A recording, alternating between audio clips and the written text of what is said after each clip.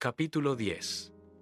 La gran partida. Mientras explicaba cómo funcionaba el juego y anticipaba el inminente combate, a Bond se le había iluminado el rostro de nuevo. La idea de verse por fin las caras con Le Chiffre lo estimulaba y le aceleraba el pulso. Parecía haber olvidado el momento de frialdad entre ellos. Vesper se sintió aliviada y compartió su excitación. Bond pagó la cuenta y dejó una propina generosa al sommelier. Vesper se puso en pie y lo precedió para salir del restaurante hasta la escalinata del hotel. El gran Bentley estaba esperando. Bond lo condujo hasta el casino y procuró aparcar lo más cerca de la entrada que le fue posible. Mientras atravesaban los recargados vestíbulos, apenas habló. Ella lo miró y detectó una ligera agitación en su rostro. Por lo demás, se le veía muy tranquilo, respondiendo con sonrisas a los saludos del personal del casino. En la puerta de la sala privada no les pidieron las tarjetas de socio, puesto que las grandes apuestas de Bond ya lo habían convertido en un cliente distinguido y cualquiera que lo acompañase compartía esa gloria con él. Acababan de entrar en la sala principal cuando Felix Leiter se retiró de una de las mesas de ruleta y saludó a Bond como si fueran viejos amigos. «Puesto que tú, esta noche, vas a jugar al baccarat», dijo. Tras ser presentado a Vesper Lynd e intercambiar algunos comentarios, «¿Me permites que yo enseñe a la señorita Lynd cómo se hace saltar la banca en la ruleta? Tengo 3 números de la suerte que deben de estar a punto de salir, y seguro que la señorita Lynd también tiene alguno. Luego, a lo mejor vamos a verte jugar cuando tu partida empiece a calentarse». Bond interrogó a Vesper con la mirada. «Me encantaría», dijo ella, «si me prestases alguno de tus números de la suerte para apostar por él». «Yo no tengo números de la suerte», repuso Bond con tono serio. «Solo apuesto cuando hay un 50% de probabilidades de que gane, o lo más parecido a eso. Bien, os dejo entonces. Estarás en muy buenas manos con mi amigo Felix Leiter». Le sonrió brevemente a los dos y se fue con paso tranquilo hacia la caja. Leiter percibió el desaire. «Es un jugador muy serio, señorita Lynd», dijo, «y supongo que ha de ser así. Venga conmigo. Le enseñaré cómo el número 17 obedece a mis percepciones extrasensoriales. Verá qué cosquilleo tan agradable le recorre a uno cuando le dan mucho dinero a cambio de nada». Bond se sintió aliviado de estar solo de nuevo y poder limpiar su mente de todo lo que no fuera la tarea que tenía entre manos. Se detuvo en la caja para cambiar el recibo que le habían dado por la tarde por sus 24 millones de francos. Repartió los billetes en 2 montones iguales y puso una mitad en el bolsillo derecho de su chaqueta y la otra mitad en el izquierdo. Caminó despacio por la sala entre las mesas llenas de gente hasta llegar al fondo, donde la gran mesa de baccarat esperaba tras la barandilla dorada. Mientras la mesa se iba llenando, el croupier había extendido las cartas boca abajo sobre la mesa y las estaba removiendo y mezclando lentamente en lo que se conoce como el barajado de croupier, que se supone que es la forma más eficaz de mezclar los naipes y la menos susceptible de engaño. El director de partida izó la cadena forrada de terciopelo que cerraba la única abertura de la barandilla dorada. «Le he guardado el número 6 como solicitó, Monsieur Bond». Aún había otros 3 sitios vacíos en la mesa. Bond cruzó la entrada y fue hacia donde un empleado del casino le sostenía la silla. Ocupó su lugar y saludó con la cabeza a los jugadores sentados a izquierda y derecha. Luego extrajo del bolsillo la ancha pitillera gris y el encendedor de plata y los puso sobre el paño verde a su derecha. A su lado, el empleado colocó un grueso cenicero de vidrio, al que acababa de pasar un trapo. Bond encendió un cigarrillo y se acomodó en la silla. Enfrente, el asiento de la banca estaba vacío. Recorrió la mesa con la mirada. Conocía a la mayoría de los jugadores de vista, pero a pocos por sus nombres. En el número 7, a su derecha, se sentaba un tal Monsieur Sixt, un belga acaudalado con negocios de metales en el Congo. En el número 9 estaba Lord Danvers, un hombre distinguido pero de aspecto débil, cuyos francos procedían probablemente de su adinerada esposa norteamericana, una mujer de mediana edad con la depredadora boca de las barracudas, sentada en el número 3. Bond supuso que practicarían un juego frenético y nervioso y estarían entre las primeras bajas.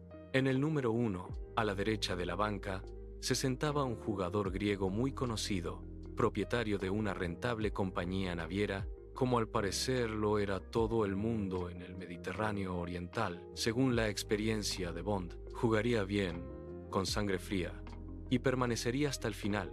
Bond pidió al mozo una tarjeta en la que escribió, bajo un nítido signo de interrogación, los demás números 2, 4, 5, 8 y 10, que luego mandó que se la dieran al director de partida. La tarjeta no tardó en estar de vuelta con los nombres escritos. El asiento número 2, todavía vacío, estaba reservado para Carmel Delane, la artista norteamericana con la pensión de 3 maridos para dilapidar y, según supuso Bond, con acceso a más fondos aún de quien quiera que la estuviera acompañando en Royal. Teniendo en cuenta su carácter impulsivo, jugaría confiada y con estilo y tal vez tendría un golpe de suerte. A su lado estaba Lady Danvers en el número 3 y, en los números 4 y 5, unos tales señor y señora Dupont de aspecto acaudalado y quién sabe si respaldados por la auténtica fortuna de los Dupont. Bond imaginó que aguantarían hasta el final. Los dos tenían cierto aire de negocios y mantenían una conversación alegre y despreocupada, como si en la gran partida se sintieran como en su casa. A Bond le complacía tenerlos al lado. La señora Dupont se sentaba en el número 5 y estaba dispuesto a compartir apuesta con ellos o con Monsieur Sixt a su derecha si tenían que hacer frente a una banca demasiado grande.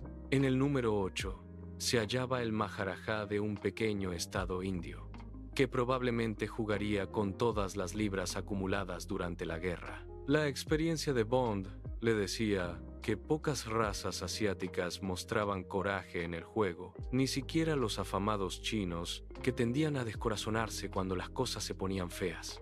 Pero el Maharajá tenía aspecto de que aguantaría hasta tarde y podría resistir pérdidas importantes si se producían gradualmente. En el número 10 había un joven italiano de aspecto próspero, Signor Tomeli, quien debía de tener mucho dinero ganado a base de alquileres exorbitantes en Milán y que sin duda desarrollaría un juego fogoso y alocado. Tal vez perdería los estribos e hiciera una escena. Bond acababa de terminar su resumen esquemático de los jugadores cuando Le Chiffre, con el silencio y la economía de movimientos de un gran pez, cruzó la entrada de la barandilla y, dirigiendo una fría sonrisa de bienvenida a la mesa, tomó asiento justo enfrente de Bond, en la silla de la banca.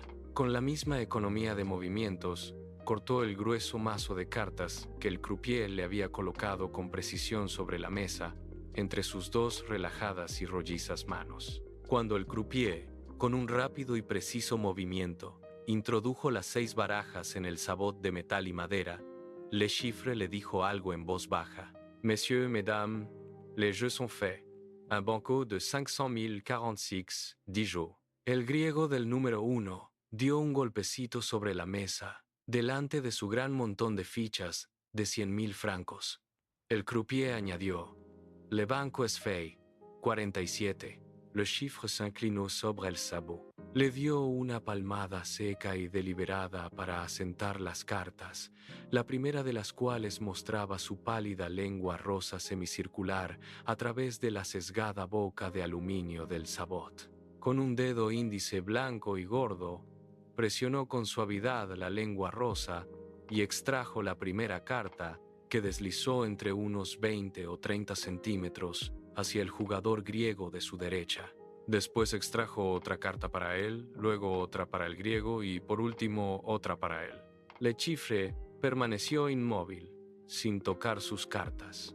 Miró al rostro del griego. Con la pala de madera, como una larga paleta de albañil, el croupier alzó con delicadeza los 2 naipes del griego y los dejó caer con un ágil movimiento unos centímetros más a la derecha, de manera que quedaran exactamente ante las pálidas y peludas manos del jugador, que esperaban inertes sobre la mesa como 2 cangrejos rosados al acecho. Los dos cangrejos avanzaron juntos hasta recoger las cartas, que el griego colocó bajo su gran mano izquierda, al tiempo que inclinaba la cabeza con cuidado para ver, a la sombra de la mano ahuecada, el valor de la carta inferior. Metió despacio el índice de la mano derecha y desplazó hacia un lado la carta inferior hasta que pudo ver brevemente el valor de la superior. Su rostro permanecía impasible. Aplanó la mano izquierda sobre la mesa y luego la retiró, dejando ante él las dos cartas rosas boca abajo, sin desvelar su secreto. Levantó la cabeza y miró a Le Chiffre a los ojos. Non, dijo el griego con rotundidad. De su decisión de plantarse con las dos cartas y no pedir otra, era evidente que tenía un 5, un 6 o un 7. Para ganar con seguridad, la banca tenía que mostrar un 8 o un 9. En caso contrario, también podía robar otra carta que quizá mejorara su cómputo o no. Le Chiffre tenía las manos entrelazadas delante de él, más o menos a un palmo de las cartas. Las cogió con la mano derecha y las descubrió con un leve golpe. Eran un 4 y un 5. Un imbatible 9 natural. Había ganado. «Neu fa la banque 48», dijo en voz baja el croupier. Dio la vuelta con la pala a las cartas del griego. «Et le sept 49», añadió inmutable, alzando suavemente los cadáveres del 7 y de la reina, y deslizándolos por la amplia ranura que había en la mesa cerca de su silla y que conducía a la gran caja metálica, donde iban a parar todas las cartas muertas. Las dos cartas de Le Chiffre siguieron el mismo camino repiqueteando contra la lata, como sucede siempre al principio de una partida, antes de que las cartas descartadas hayan formado un cojín sobre el suelo metálico de su mazmorra. El griego empujó 5 fichas de 100.000 francos, que el croupier reunió con la placa de $500,000 de Le Chiffre que reposaba en el centro de la mesa. El casino se llevaba un pequeño porcentaje de cada apuesta a la cagnotte, aunque lo normal en una partida importante era que lo pagara quien tenía la banca, bien mediante un tanto alzado acordado previamente, bien mediante contribuciones al término de cada mano para que la apuesta de la banca pudiera ser siempre una cifra redonda. Le Chiffre había elegido la segunda opción. El croupier deslizó algunas fichas por la ranura especial para la cagnotte. Un banco de $1,050,000, anunció en voz baja. Suivi, murmuró el griego, lo que quería decir que ejercía su derecho de continuar la apuesta perdida. Bond encendió un cigarrillo y se reclinó en el asiento. La larga partida estaba ya lanzada y la secuencia de aquellos gestos y la reiteración de su sutil letanía continuarían hasta que llegara el final y los jugadores se dispersaran. Después, las enigmáticas cartas se quemarían o se inutilizarían, se echaría una mortaja sobre la mesa y el campo de batalla de verde fieltro absorbería la sangre de sus víctimas y se renovaría. El griego, tras pedir una tercera carta, no pudo superar con su 4 el 7 del banco. Un banco de $2,051,000, anunció el croupier. Los jugadores de la izquierda de Bond permanecieron callados. Banco 52, dijo Bond.